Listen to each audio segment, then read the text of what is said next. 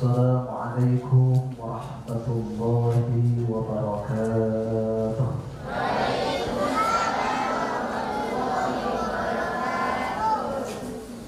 Alhamdulillahilladzi anzala sakinata fi qulubil mu'minin yazdadu imanan ma'a imanihim. Asyhadu an la ilaha illallah wahdahu la syarika lah wa asyhadu anna Muhammadan 'abduhu wa rasuluh. Allahumma shalli 'ala habibina wa nabiyyina wa maulana Muhammad wa 'ala alihi wa sahbihi ajma'in. Amma ba'd. Qul subhanaka la 'ilma lana illa ma 'allamtana innaka antal 'alimul hakim. Rabbi shrah li sadri wa yassir li amri wahlul 'uqdatam min lisani yafqahu qawli. Bapak-bapak, ibu-ibu, hadirin hadirat yang berbahagia, alhamdulillah pada sore hari ini kita semuanya masih diberikan nikmat yang luar biasa oleh Allah Subhanahu wa taala sehingga kita bisa hadir dalam rangka pengajian rutinitas hari Jumat dua pekan satu kali. Mudah-mudahan kita semuanya senantiasa diberikan umur yang panjang oleh Allah, diberikan keberkahan dalam hidupnya, dan dimudahkan dalam thalabul ilminya. Amin amin. Hadirin hadirat yang berbahagia, dua pekan yang lalu kita sudah membahas tentang tata cara sholat jamaah, takdim, jamaah takhir, dan qashar. Betul? Saat ini kita akan melanjutkan pembahasan berikutnya, yaitu tentang sholat Jumat. Dari 7 hari ada hari yang disebut dengan Jumat. Kalau di dalam kamus diambil dari kata jamaah yang akhirnya menjadi Jumat atau Jumu'ah atau Jumat. Artinya apa? Artinya adalah perkumpulan. Kenapa hari ini disebut dengan hari Jumat? Karena umat Islam berkumpul melaksanakan sholat Jumat. Hari Jumat disebut dengan Sayyidul Ayyam, rajanya hari. Kenapa disebut dengan Sayyidul Ayyam? Karena banyak peristiwa-peristiwa yang terjadi pada hari Jumat. Nabi Adam diciptakan pada hari Jumat, dimasukkan ke dalam surga hari Jumat, dikeluarkan dari surga hari Jumat, diturunkan ke bumi hari Jumat, diampuni dosanya oleh Allah hari Jumat. Bahkan terjadinya hari kiamat pun itu terjadi pada hari Jumat. Manusia dibangkitkan dari alam kuburnya hari Jumat. Makanya siapapun saja yang melakukan kebaikan pada hari Jumat maka akan dilipat gandakan oleh Allah Subhanahu wa taala. Bersedekah pada hari Jumat dilipat gandakan. Kemudian berhubungan badan dengan istri pada malam Jumat dilipat gandakan. Pokoknya dilipat-lipat. Makanya kalau sudah usia 40, 50, 60 tahun yang sudah tak muda lagi itu minimal malam Jumat. Kalau di Alfamart subuh Jumat itu ustaz-ustaznya pada sholat. Ini barangkali ya ibadah waktu malamnya, kita maklumi saja. Tapi barangkali tahajudnya terlalu lama. Bapak-bapak, ibu-ibu yang rahmati Allah Subhanahu wa taala, pasal kita yang akan kita bahas pada saat ini adalah tentang syarat-syarat Jumat. Meskipun ibu-ibu tidak melaksanakan Jumat, tidak diwajibkan Jumat, minimal ilmunya tahu. Minimal kalau punya suami yang kurang paham tentang sholat Jumat, nanti bisa diinformasikan. Betul? Faslun surutul Jum'ati Sittatun. Syarat-syarat Jumat ada 6. Antakuna kulluha fi waqti dhuhri Satu, sholat Jumat dilaksanakan pada waktu zuhur. Wa an tuqamah fi hibbatil baladi. Dan yang kedua, sholat Jumat dilaksanakan pada garis negeri. Nanti penjelasan. Wa an tusalliya jama'atan. Dan yang ketiga, sholat Jumat dilaksanakan berjamaah. Wa an yakunu arba'ina ihrarat dhukurat balighina mustawtinina. Dan yang keempat, sholat Jumat dilakukan oleh 40 orang yang merdeka, laki-laki, baligh, dan mustawtin. Anda tasbiqaha wa la tuqarinaha jum'atun fi tilkal baladi. Yang kelima, sholat Jumat tidak didahului atau tidak berbarengan pada negeri itu. Wa ayyataqaddamaha. Dan yang keenam, tidak boleh didahului ia sholat Jumat khutbatani, khutbah dua. Bapak Ibu yang dirahmati Allah Subhanahu wa taala, syarat-syarat Jumat, ya, syarat-syarat sholat Jumat itu ada 6. Beda antara nanti akan dijelaskan di akhir. Pada saat ini kita akan membahas tentang syarat-syarat sholat Jumat. Yang pertama, sholat Jumat itu harus dilakukan pada waktu zuhur. Kita ketahui bersama dulu sebelum ada waktu sholat yang tertulis seperti halnya di kalender-kalender ataupun di aplikasi-aplikasi, untuk mengetahui waktu zuhur itu tiba, apabila ada garis lurus itu sudah bayangannya melebihi, sudah ada bayangannya sedikit, itu sudah masuk waktu zuhur. Maka pada waktu itulah sholat Jumat dilaksanakan. Apabila sebelum masuk waktunya sholat zuhur tetapi sholat Jumat dilaksanakan, maka sholat Jumatnya tidak sah. Yang kedua, wa atuqama fi hibbatil baladi.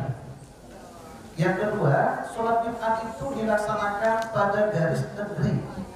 Al-balad itu bisa diartikan negeri, bisa diartikan kabupaten, bisa diartikan kecamatan.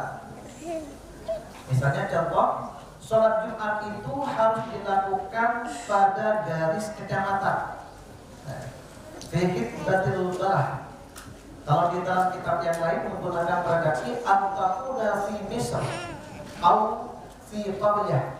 Hendaklah sholat Jumat itu dilaksanakan oleh orang-orang yang berada di kota ataupun berada di desa. Misr itu artinya banyak, ya, berkumpulnya orang banyak. Qaryah itu bisa diartikan ya termasuk perkumpulan yang sudah punya rumah tetapi tidak sepadat hanya di desa atau di kota. Artinya apa? Sholat Jumat ini dilaksanakan oleh sekumpulan orang.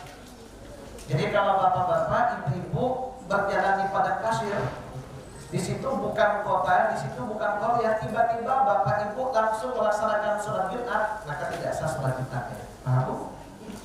Jadi kalau di Kuala Sekapa ini sudah bisa masuk dikatakan Misr.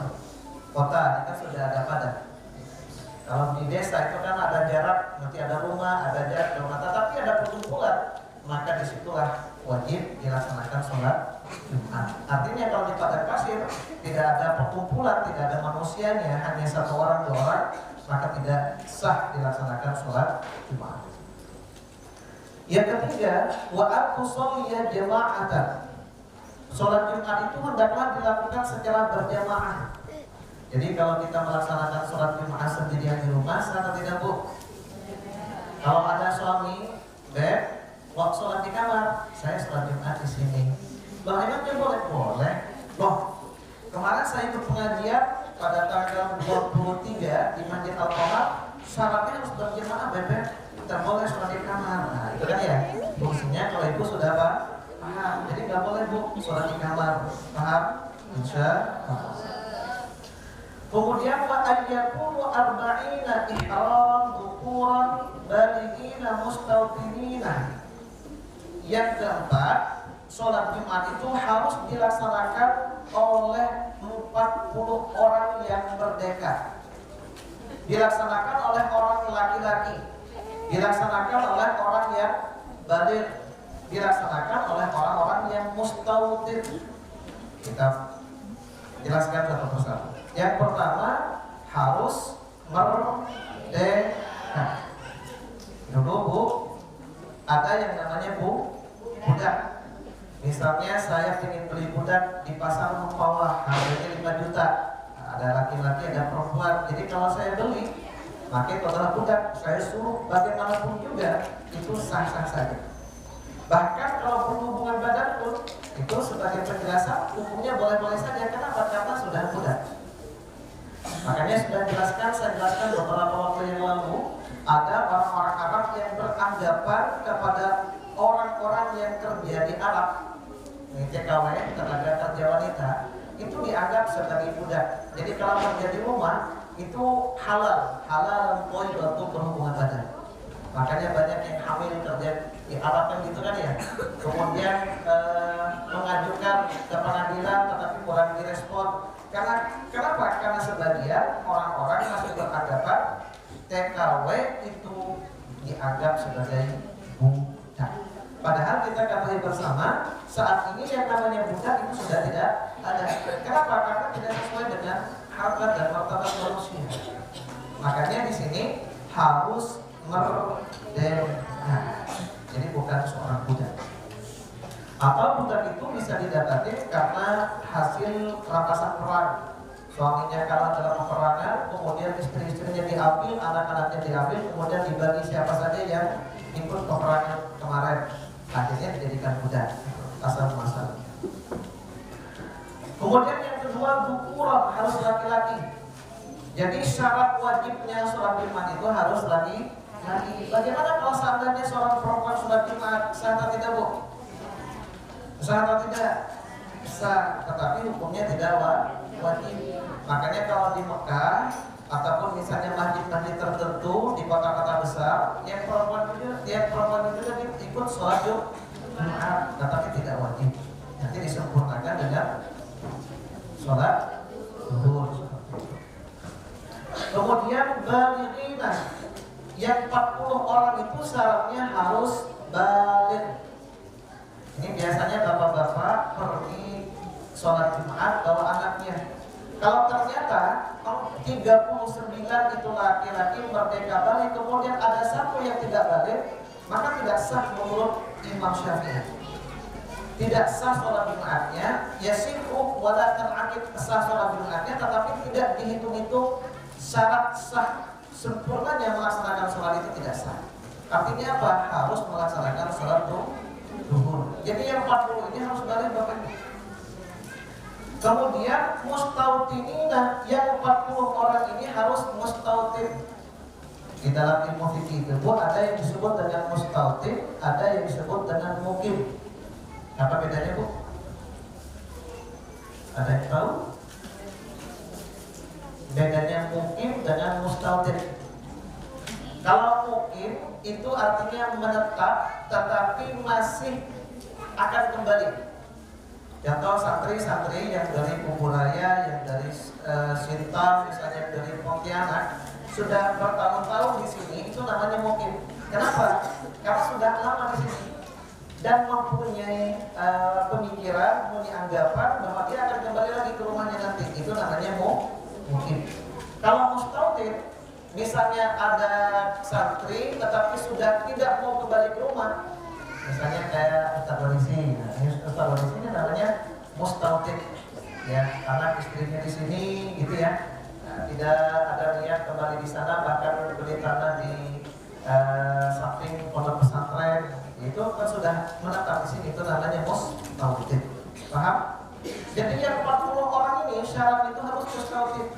Jadi kalau ada 30 masyarakat setempat, kemudian 10 orangnya itu santri, maka di sana sebenarnya enggak sah. La tan'aqid, tidak dihitung itu melaksanakan sholat Jumat dan harus disempurnakan dengan sholat zuhur. Kenapa? Karena 10 orangnya itu ada mungkin, bukan mustautin. Paham? Ini pendapat terkuat dari kalangan Syafi'i, meskipun ada sebagian pendapat syaratnya tidak harus 40, ada yang mengatakan 12. Tetapi kalau lintas madhab, ada pendapatnya Imam Hanafi, itu syaratnya boleh 4. Jadi melaksanakan sholat Jumat 4 orang itu sah-sah saja. Misalnya imam, makmum 3 orang itu sah-sah saja. Itu menurut Imam Syafi'i, Imam Hanafi. Kalau menurut Imam Maliki, 20 orang, 30 orang pun itu sah. Misalnya ada 30 orang laki-laki, merdeka, kemudian balik dan mustautin, melaksanakan sholat Jumat, itu sah-sah saja. Tetapi kalau kita ingin mengikuti pendapatnya Imam Hanafi ataupun ingin mengikuti pendapatnya Imam Maliki, jangan setengah-setengah, harus secara totalitas. Rukun syaratnya pun harus mengikuti Imam Maliki ataupun Imam Hanafi. Paham Bu? Ini biasanya ada desa-desa tertentu yang penduduknya baru sedikit, misalnya baru 10 orang, 20 orang, itu bisa mengikuti pendapat Imam Hanafi atau pendapat Imam Maliki. Hukumnya boleh, tetapi harus rukun syaratnya harus mengikuti semuanya. Yang kelima, syaratnya adalah Allah tasbiqaha wa la tuqarinaha jum'atun fi tilkal balad. Bu? Masih semangat? Masih semangat, lagi mata masih lagi mata. Nah, yang penting ilmunya dulu ya. Di satu desa itu sebenarnya tidak boleh ta'addadul jum'ah, tidak boleh ada 2 Jumat atau melebihi dari itu. Misalnya Kuala Secapa, itu sebenarnya kecamatan Kuala Secapa itu yang wajibnya pertama itu harus 1 masjid. Kalau ada 2 masjid, ada 3 masjid, kalau tidak mencukupi syarat tidak sah sholat Jumatnya. Kecuali yang pertama diperbolehkan membangun masjid lagi pada berdekatan. Yang pertama apabila di situ ada orang yang saling bermusuhan, bertengkar terus kerjaannya, tidak pernah damai, maka boleh membangun masjid. Yang kedua, boleh membangun masjid lagi. Yang terpenting di sana itu adalah sudah penuh.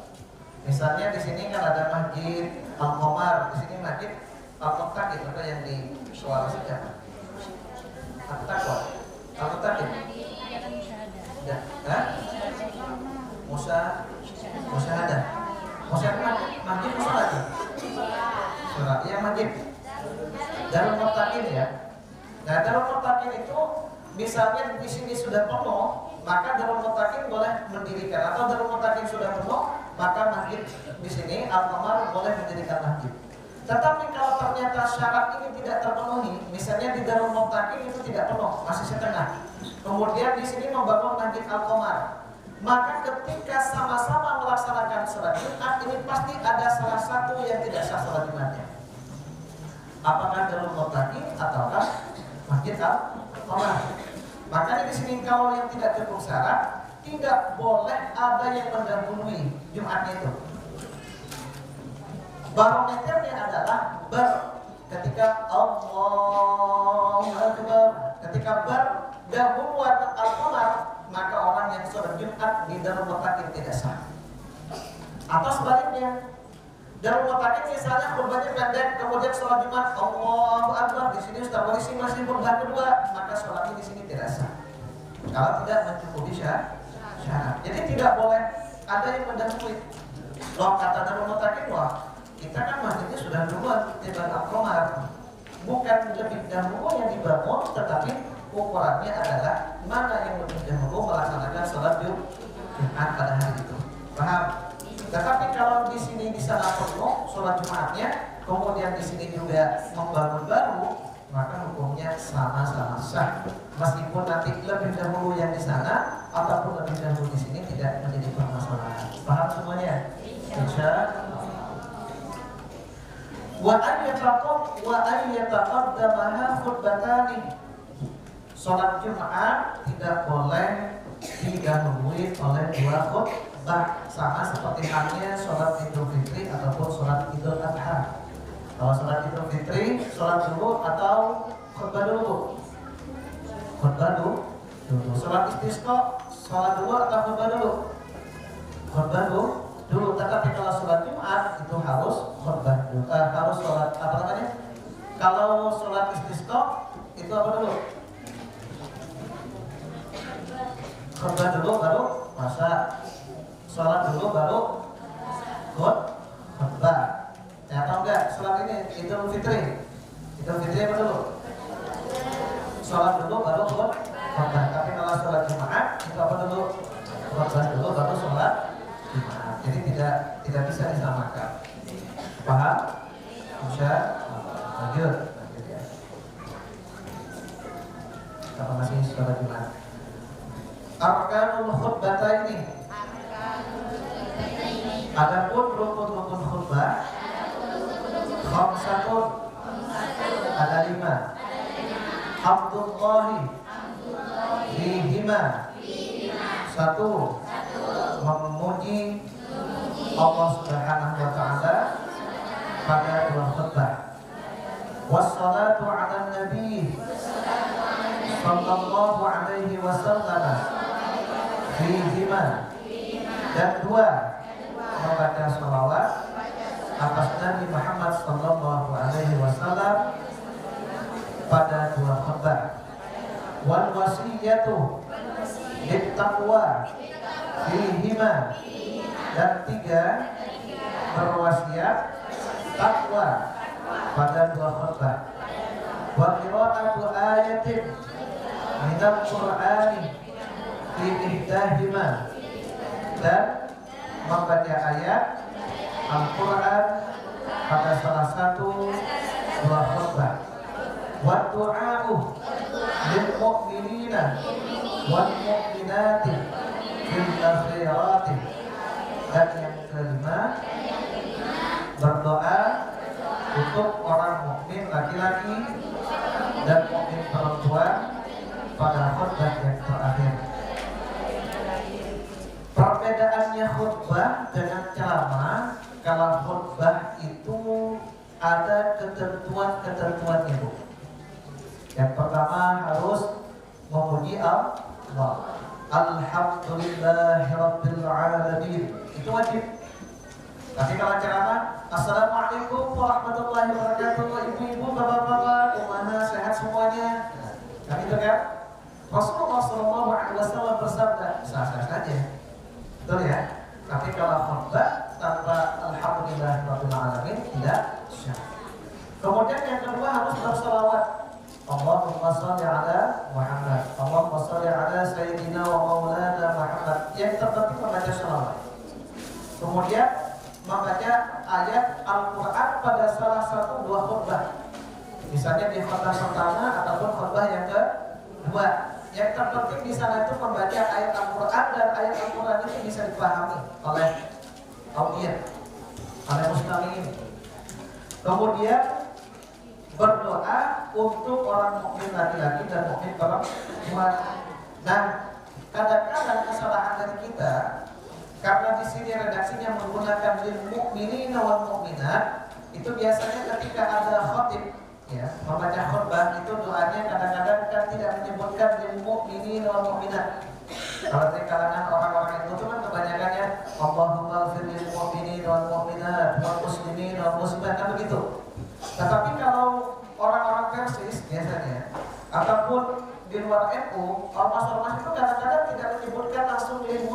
wal muslimat wal mu'minin wal mu'minat. Tapi Allahumma ajirna minan nar.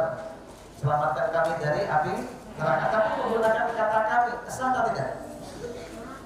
Kadang-kadang yang terlalu fanatik, kok tadi tidak ada nih mukminin, tidak ada muslimin muslimat mu'minat, tidak sah nih khotbahnya.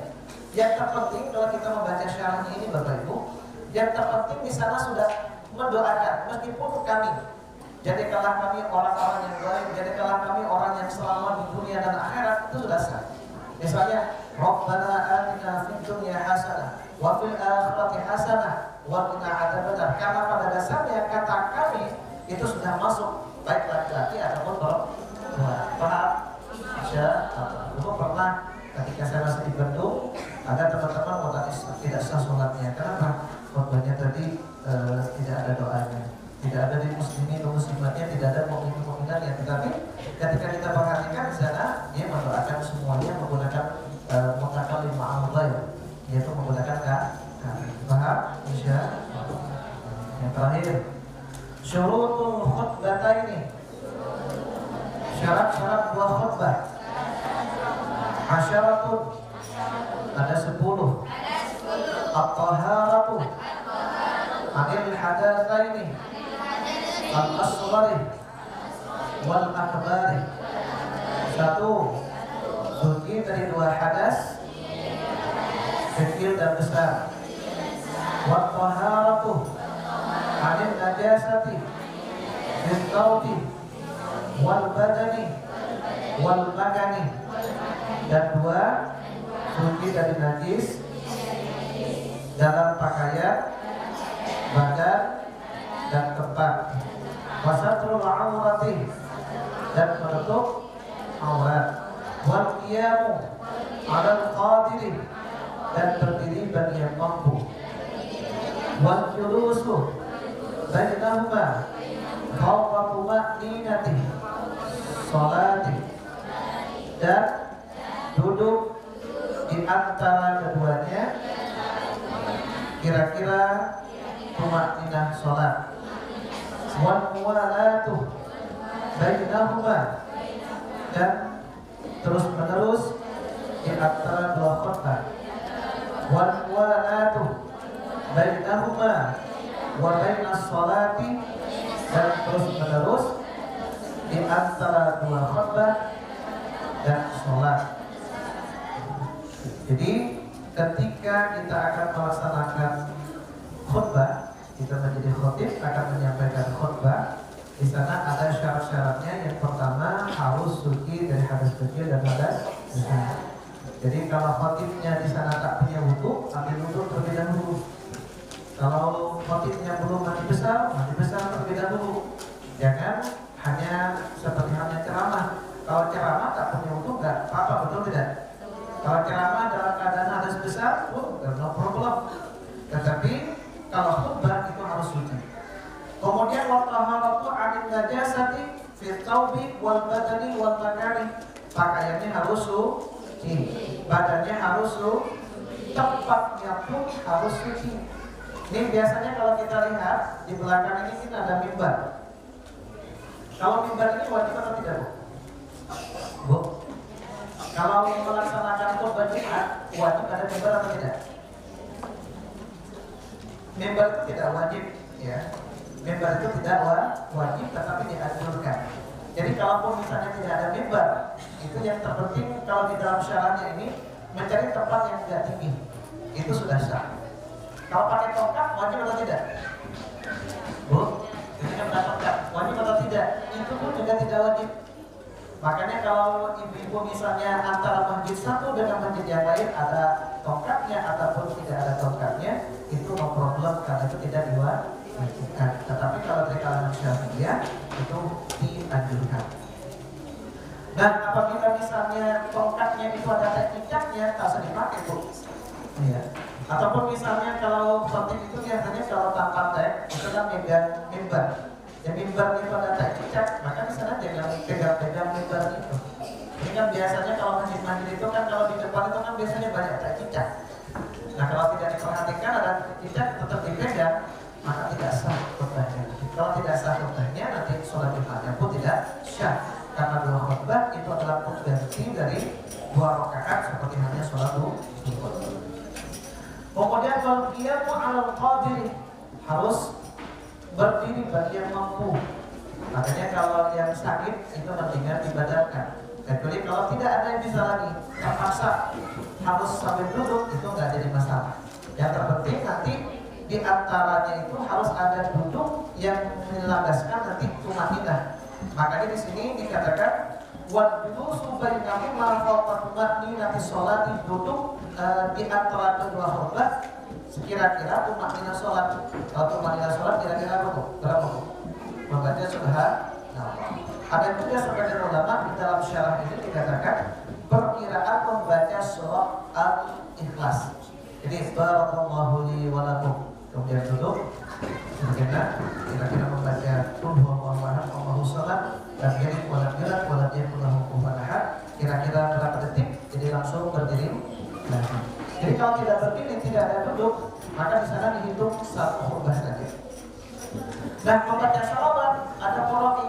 Allahumma sholli ala Muhammad, Allahumma sholli ala Sayyidina Muhammad, Allahumma sholli ala Sayyidina Maulana Muhammad. Wajib atau tidak?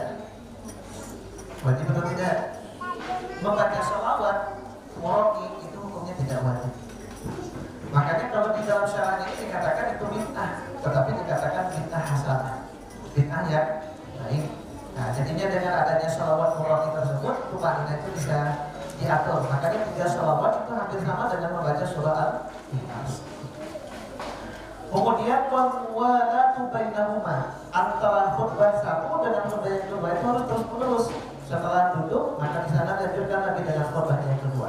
Berikut juga ketika selesai melaksanakan 2 khutbah akan melaksanakan sholat Jumat, itu pun tidak boleh ada tidak, tetapi langsung melaksanakan sholat Jumat. Paham Bu? Insya Allah. Dan bagi bapak yang melaksanakan sholat Jumat, di dalam kitab ini dijelaskan. Di sini di dalam itu dikatakan faidatul. Ini tambahan saja. Pernah nggak bapak-bapak ibu ya yang menunggu suami biasanya di masjid, kemudian setelah melaksanakan sholat Jumat itu ada yang langsung zikir Astagfirullahaladzim, kemudian subhanallah, alhamdulillah, Allahu akbar, la ilaha illallah. Ada juga yang membaca langsung Al-Fatihah, Al-Ikhlas, Al-Falaq, An-Nas. Betul Bu? Pernah mendengar itu? Di masjid yang satunya pada zikir, yang satunya baca Al-Fatihah, Al-Ikhlas, Al-Falaq, An-Nas. Kemudian doa. Betul? Nah, itu kalau yang langsung membaca Al-Fatihah, Al-Ikhlas, Al-Falaq, An-Nas, itu juga bisa mengamalkan hadis Rasulullah SAW yang dikutip di dalam kitab syarahnya ini. Di sini dikatakan, warada fil khabari annaman qara'a aqaba salamihi minal jum'ati qabla an yutniya lahu al-fatihata wal ikhlasa wal mu'awwidatan sab'an ufira lahu ma taqaddama min dhanbihi wa ma ta'akhkhara wa utiya min al-ajri bi'adadi man amana billahi wa rasulih. Pemahamannya gimana Bapak Ibu?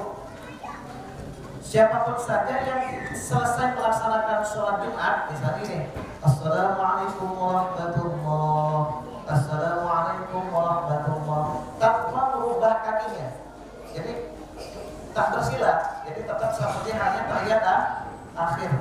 Kemudian membaca Al-Fatihah 7 kali, Al-Ikhlas 7 kali, Al-Falaq 7 kali, An-Nas 3 kali, maka dosa-dosa terdahulu dan yang akan datang itu akan diampuni dosa-dosanya oleh Allah Subhanahu wa Ta'ala, dan akan diberikan pahala seperti halnya orang yang beriman kepada Allah dan kepada Rasulnya.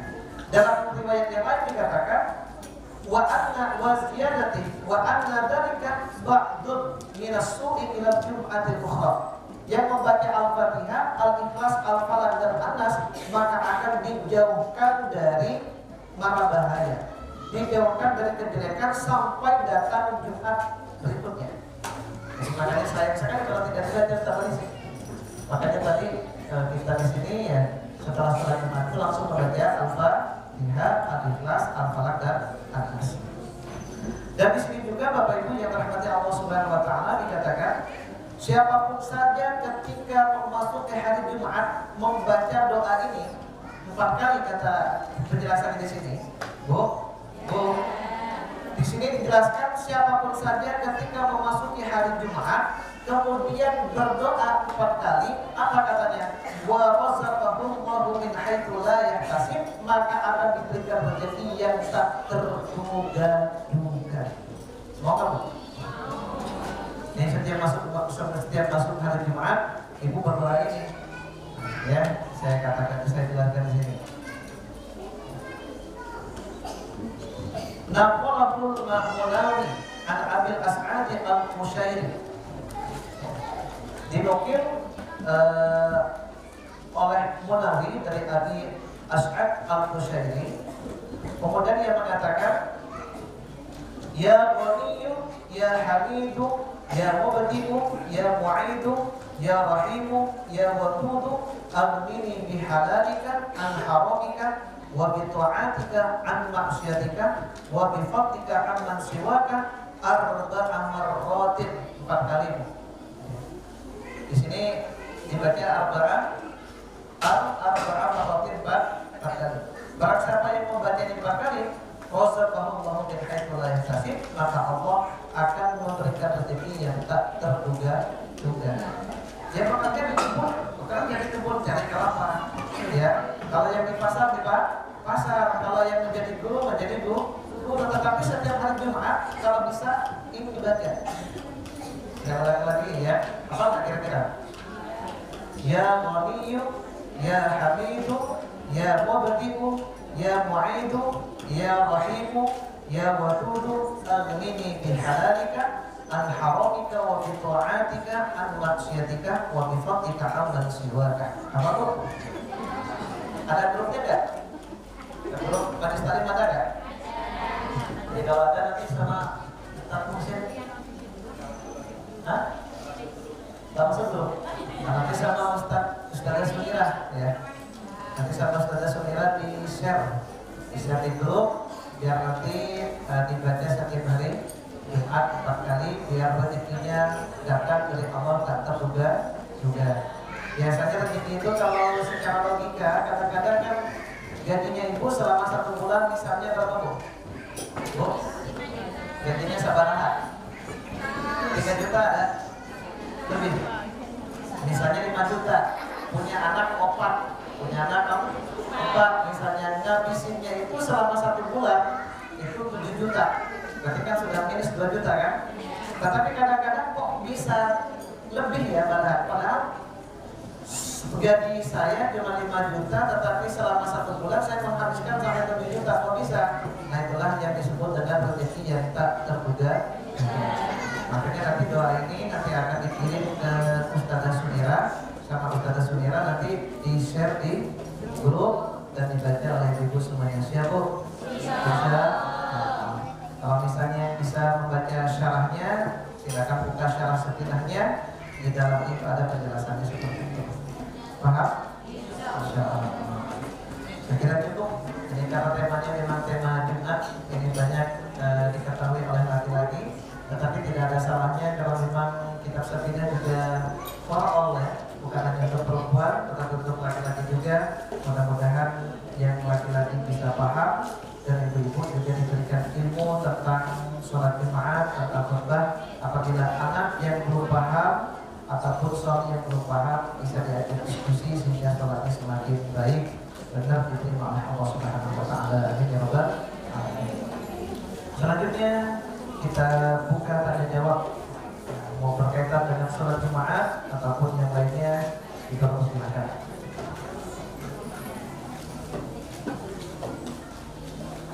Ayo. Ada? Kalau nggak mau langsung boleh ditulis. Ada? Ustazah Sunira? Nggak ada? Mana Ustazah Sunira? Nggak kelihatan.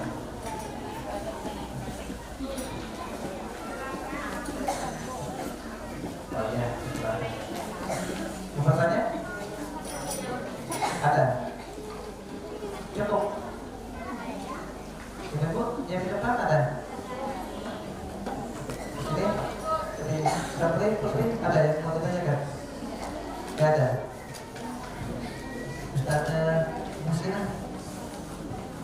Ada? Ayo. Ya, silakan.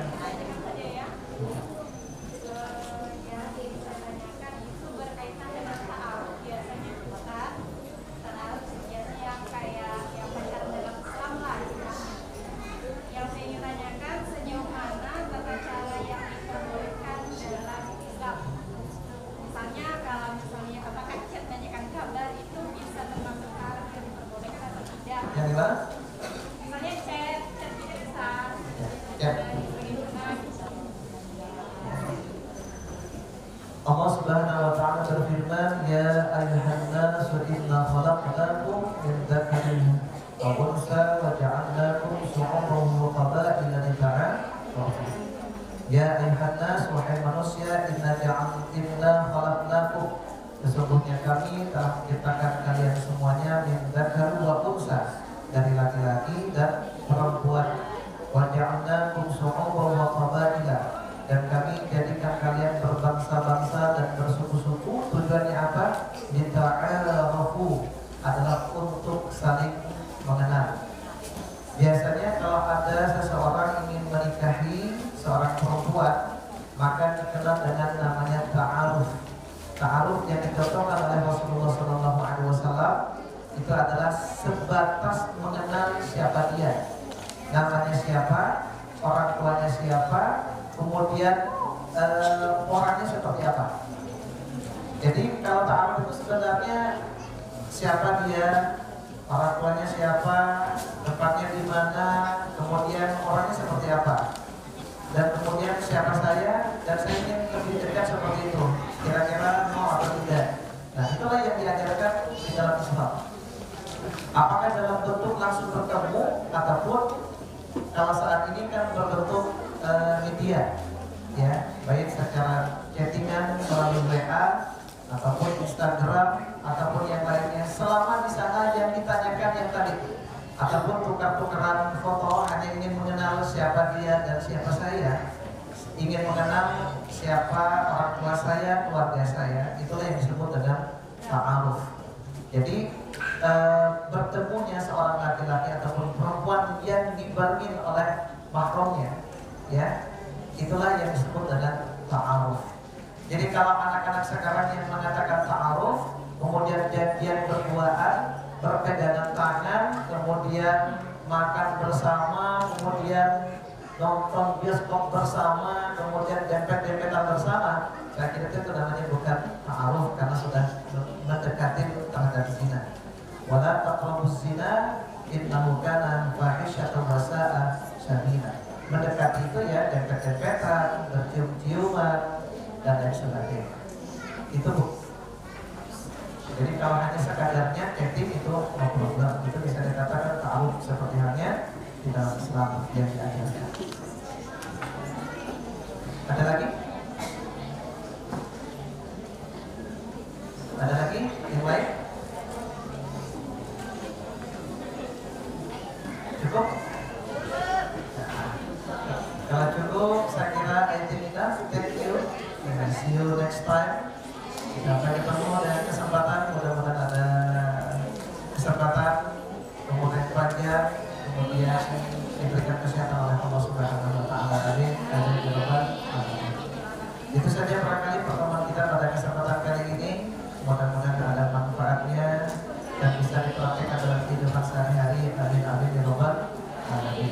Kita tutup dengan doa akhir majlis. Subhanallahumma wa bihamdika asyhadu an la ilaha illa anta astaghfiruka wa atubu ilaik. Walhamdulillahirabbil alamin. Wassalamualaikum warahmatullahi wabarakatuh.